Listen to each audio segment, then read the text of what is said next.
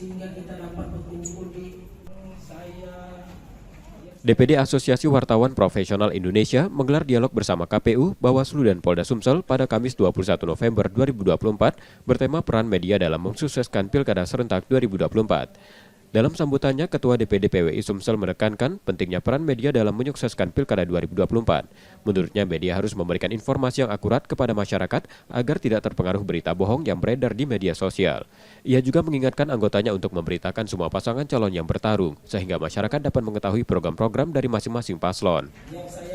Tujuannya untuk silaturahmi antara Satpes bersama KPU Sumsel, Bawaslu Sumsel, LSP Sumsel, serta Interkampolda untuk menciptakan pemilu damai Sumsel zero konflik. Diharapkan untuk semua media yang tergabung di AUPI Sumsel harus menyebarkan keberitaan yang bukan berita hoax, intinya ujar kebencian.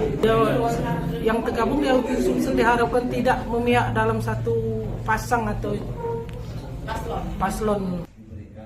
Ketua KPU Sumsel mengajak masyarakat untuk menggunakan hak pilihnya dengan bijak.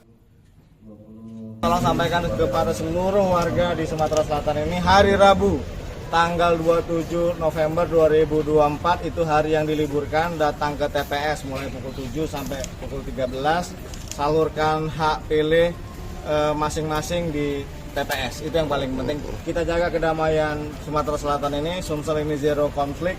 Mudah-mudahan hasil pelaksanaan pemilihan gubernur, bupati, wali kota diterima oleh seluruh masyarakat Sumatera Selatan.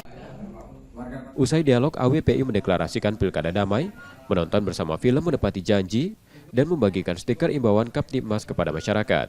Yudi Kiswanto, Kompas TV, Palembang, Sumatera Selatan.